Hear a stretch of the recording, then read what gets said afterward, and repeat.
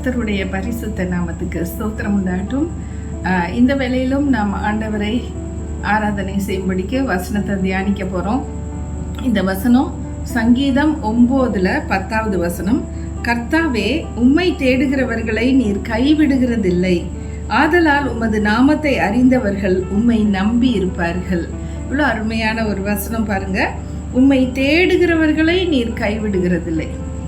நம்ம இப்போ ஒரு 2 வருஷமாக, அதாவது 2004 வருஷத்துலேருந்து ஆண்டவர் சொன்னது, கட்டளையை சொல்லு, அதுக்கப்புறம் வாக்கு தத்தத்தை சொல்லுன்னு என்கிட்ட சொன்னது நிமித்தம் ஒவ்வொரு வசனமும் ஒரு கட்டளை இருக்கும், ஒரு வாக்கு தத்தம் இருக்கும்.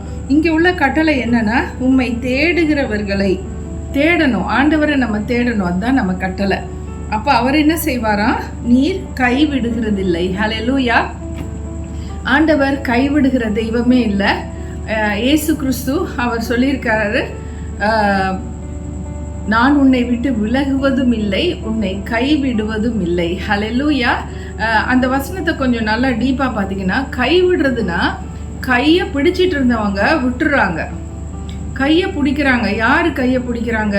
இந்த உலகத்தில் கணவன் மனைவியோட கையை பிடிக்கிறாங்க. ஏன்னு சொன்னால், நான் உன்னை வழி நடத்துவேன், வாழ்நாள் ஃபுல்லாக என் மரணம் வர வரைக்கும் நீ என்னை விட்டு பிரியக்கூடாது, நான் உன்னை விட்டு பிரியக்கூடாது, நான் உன் கையை பிடிச்சி வழி நடத்துவேன்னு சொல்லி ஒரு உறுதி பிரமாணம் திருமணத்தன்று சபையில் எல்லாருக்கும் முன்னாடி, ஆண்டவருக்கு முன்னாடி எடுக்கிறாங்க. ஆனால் நடுவில் வாழ்க்கையில் வர்ற பிரச்சனைகள், போராட்டங்களில் கைவிட்டுருவாங்க.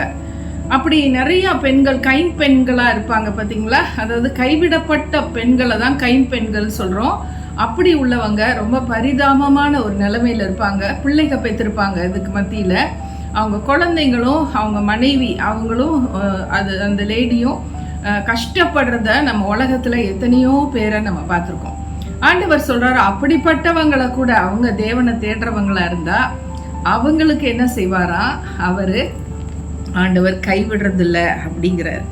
ஆண்டவர் கைவிட மாட்டார். இன்னைக்கு உலகத்தில் இருக்கிற கணவன் கைவிடுவாங்க, ஒரு வாக்கு கொடுத்த ஒரு மேனேஜர் கைவிட்டுருவாரு, இன்னும் நமக்கு ரொம்ப சொந்தக்காரங்க கைவிட்டுருவாங்க. உலகத்தில் இருக்கவங்க யாரையுமே நம்ம நம்பி போனோம்னா நம்ம கைவிடப்பட்ட ஒரு நிலைமையில தான் இருப்போம். ஆனால் ஆண்டவரை தேடுறவங்க கைவிட மாட்டார். அவர் கைவிட மாட்டார். அவர் ப்ராமிஸ் பண்ணா அவர் உண்மையுள்ளவர். அவர் நேற்றும் இன்றும் என்றும் மாறாத தெய்வம். அவர் சொன்னது தான். அதனால நம்ம அதிகமாக தேடணும். எப்படி தேடுறது? தேவனுடைய வார்த்தையில் அவர் நம்மளோட இடைப்படுவார். இயேசு கிறிஸ்து நமக்காக அவர் செய்த அற்புதங்களை, அதிசயங்களும் இந்த வேத புஸ்தகத்தில் நிரம்பி இருக்கு. அவரை பற்றி நம்ம அறிந்து கொள்ளும் பொழுதும், அவரை நம்ம அதிகமாக உண்மையிலே தேடும் பொழுதும் நமக்கு நன்மைகள் பல கோடி நமக்கு கிடைக்குது பாருங்க. அவரை தேடுகிறவர்களை அவர் கண்டடையும்படி செய்வார். அவரை தேடுகிறவர்களை அவர் கைவிடுகிறதில்ல. அவரை தேடணும், இரவும் பகலும் அவரை தேடணும். அவரை நிச்சயமா நம்ம கண்டடைவோம். தேடுகிறவர்கள் கண்டடைவார்கள். தட்டுகிறவர்களுக்கு திறக்கப்படும்னா தேடுகிறவர்களும் கண்டடைவாங்க. ஹல்லேலூயா. இன்னைக்கு அநேகர் உலகத்துல உண்மையான தெய்வம் யாருன்னு தேடி அலைஞ்சிட்டே தான் இருக்காங்க.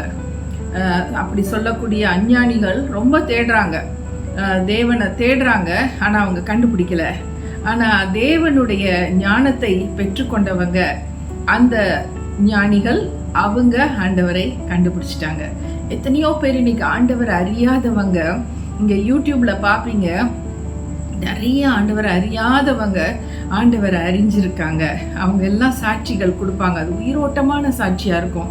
ஆண்டவரை அவங்க எவ்வளோ தூரம் தேடினாங்க, யாரையோ நம்பிட்டு போய் தேடினாங்க. ஆனால் அந்த நம்பிக்கைக்கு பாத்திரம்னு நினச்சவங்க கைவிட்டுட்டாங்க.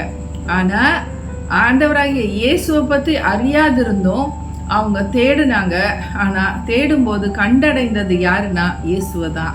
ஏன்னா இயேசு தான் உண்மையான தெய்வம்னால அவர் கண்டடைஞ்ச பிறகு அவங்களுக்கு சந்தோஷம், அது கொள்ள சந்தோஷமா இருக்கும் பாருங்க. அது பயங்கரமான ஒரு சந்தோஷமா இருக்கும்.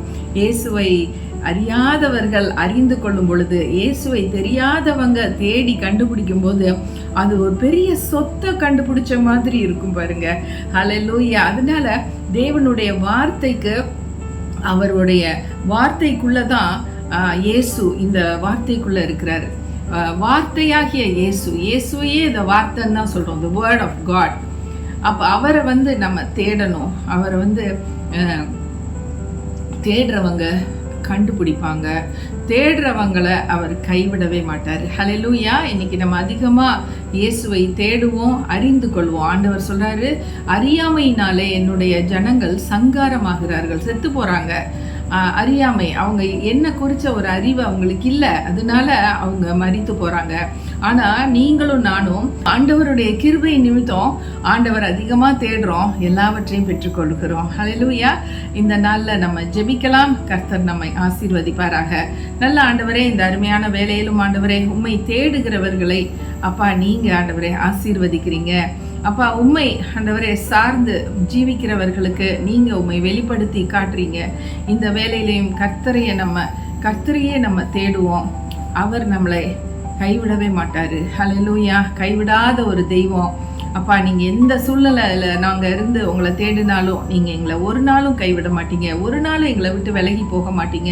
நீங்கள் உண்மையுள்ள தெய்வங்கிறத நாங்கள் உணர்ந்தவர்களாய் அறிந்தவர்களாய் இந்த நாளில் நாங்கள் இதை எடுத்து உரைக்கிறோம். ராஜா, உம்மை தேடட்டும், ஜனங்கள் எல்லாரும் உம்மை தேடட்டும்பா. அவங்கள எல்லாம் நீங்கள் கைவிட மாட்டீங்க, நீங்கள் ஒருத்தரையும் கைவிட மாட்டீங்க. ஏழைங்க, விதவைங்க, திக்கற்றவங்க, பிச்சைக்காரங்க, பரதேசிங்க, ஒடுக்கப்பட்டவங்க, இவங்களை எல்லாரையும் அப்பா நீங்கள் ஒரு நாளும் கைவிடுறதில்ல.